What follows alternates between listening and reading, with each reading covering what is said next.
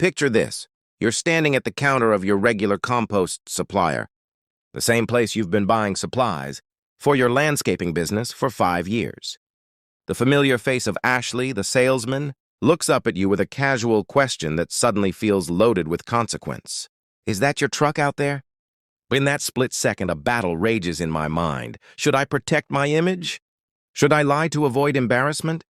After all, I'm a business owner. Surely I should own my own truck by now, right? But here's the thing about integrity. It's not just about the big moments. It's about the small choices we make when no one else is watching. Except someone always is. Let me paint the full picture for you. For nearly 2 years, I'd been hiring this truck at punitive rates, 1,300 rands per day. My credit score was damaged through circumstances beyond my control. And in the landscaping business, that's like being caught in quicksand. You see, landscaping looks easy from the outside. No degree required, right? Just plant some grass, mow some lawns. But the reality is brutal. It's a crowded, low-barrier industry where everyone thinks they can compete. And without a truck, you're basically fighting with one hand tied behind your back. Every day, that truck rental was eating away at my profits like a financial parasite. I was getting money from what felt like loan sharks, but worse. As Ashley's question hung in the air, I found myself at a crossroads that goes deeper than business. This was about my relationship with God and the principles I claim to live by. I thought about Proverbs and the wisdom of fearing God. I reasoned with myself. Maybe I should save my lie quota. For when I really need it. For when I'm in deep trouble. But then another voice whispered, "You should not make room for sin." The choice became clear. This wasn't worth breaking God's commandments over. "I hire it," I said, putting on what I hoped was a confident face. Ashley's face immediately brightened. "You know what? You should speak with John. He also hires out a truck similar to the one you have outside." 10 seconds earlier, I was drowning in internal conflict. Now suddenly, it felt like God was orchestrating something beautiful. Ashley continued, "John charges 700 rands a day." Friends, I nearly choked. 700 rands versus 1,300 rands. That's almost half what I was paying.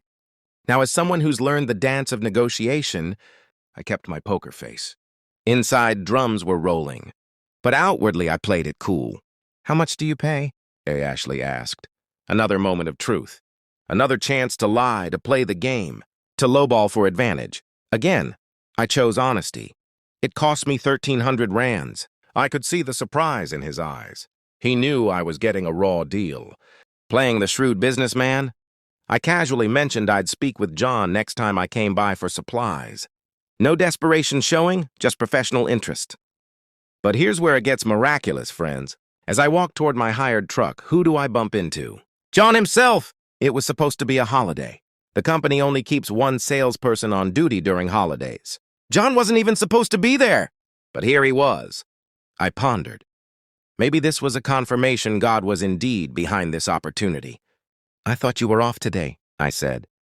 "I am," he replied, "but I came to get my truck fitted with new tires."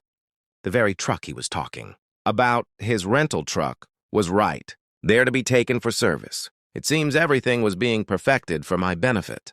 This is where years of faithful relationship building paid off. Ashley and I had known each other for a year since he joined the company. I'd been loyal to this supplier for 5 years, even though the grass farm that referred me always said they were expensive. But here's the thing.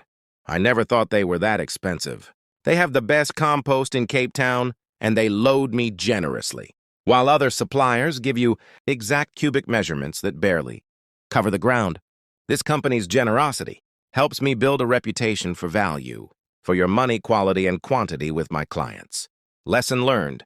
When you stay faithful to good relationships and maintain excellence, doors open that no business plan can predict. No business plan can ever foresee and plan for generosity, but faithfulness breeds it. But wait, the miracles weren't finished for the day.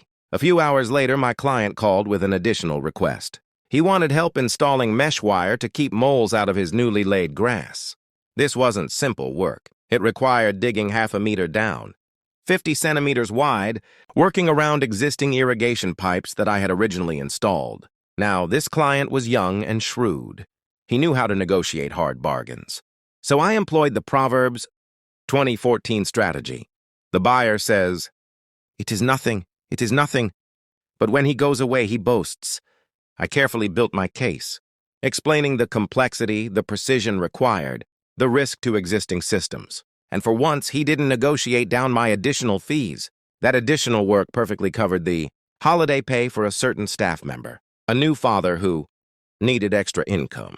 He didn't have to come along with the holiday delivery yet.